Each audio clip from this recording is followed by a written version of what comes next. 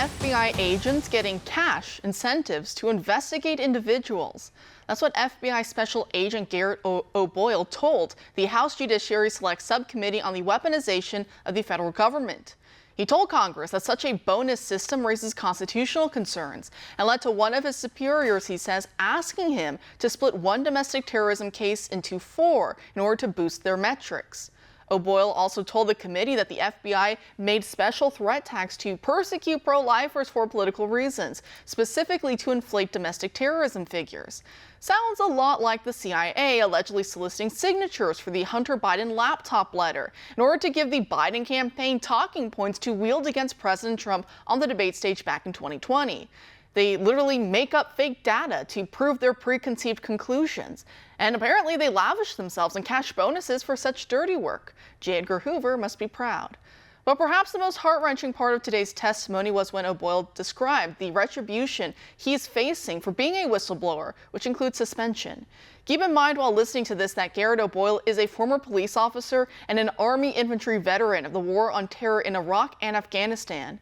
And still, this is how he and his family are treated. I've been smeared as a malcontent and subpar FBI employee. This smear stands in stark contrast to my life in public service.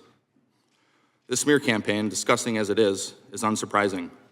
Despite our oath to uphold the Constitution, too many in the FBI aren't willing to sacrifice for the hard right over the easy wrong. They see what becomes of whistleblowers, how the FBI destroys their careers, suspends them under false pretenses, takes their security clearances and pay with no true options for real recourse or remedy. This is by design. It creates an Orwellian atmosphere that silences opposition and discussion. The FBI can extract whatever they want from me. I'm willing to bear that burden. I've sworn to defend this country from enemies, both foreign and domestic, even if that means sacrificing my life. I've lived that oath out since first enlisting in the Army, consistently saying, "Here am I, send me." My oath, however, did not include sacrificing the hopes, dreams, and livelihood of my family, my strong, beautiful, and courageous wife, and our 4 sweet and beautiful daughters who have endured this process along with me. In weaponized fashion, the FBI allowed me to accept orders to a new position halfway across the country. They allowed us to sell my family's home. They ordered me to report to the new unit when our youngest daughter was 2 weeks old. Then, on my first day on the new assignment, they suspended me, rendering my family homeless. They refused to release our goods, including our clothes, for weeks. All I wanted to do was serve my country by stopping bad guys and protecting the innocent. To my chagrin, bad guys have begun running parts of the government, making it difficult to continue to serve this nation and protect the innocent. But I, for one, will never stop trying, and I'll never forget my oath. Thank you. A combat veteran and his wife and 4 kids were rendered effectively homeless by the FBI just to make a point against him. Bad guys are running D.C., yes, indeed, but also stupid people are running D.C., and they give the bad guys a lot of cover to maneuver. The useful idiots, as Lenin used to say, or at least as a quote attributed to him says.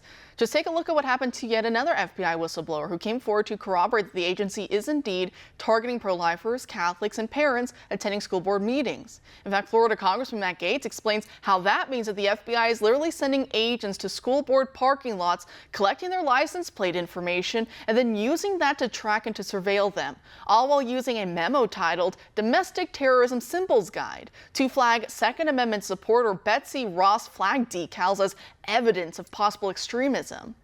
So Marcus Allen is another suspended FBI staff operations specialist, and listen to the kind of flack he had to take from Democrat Congresswoman Linda Sanchez of California, who, if I may say, if I can opinionize here, wouldn't be able to find her way out of a paper bag if it came down to it. Mr. Allen, have you ever used Twitter, yes or no? I have utilized Twitter, yes, ma'am. Okay, and is your account at Marcus A970-50645?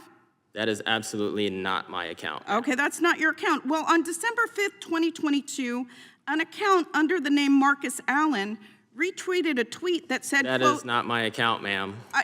You haven't let me finish the question, Might sir. have been the football player. You haven't let me finish the question.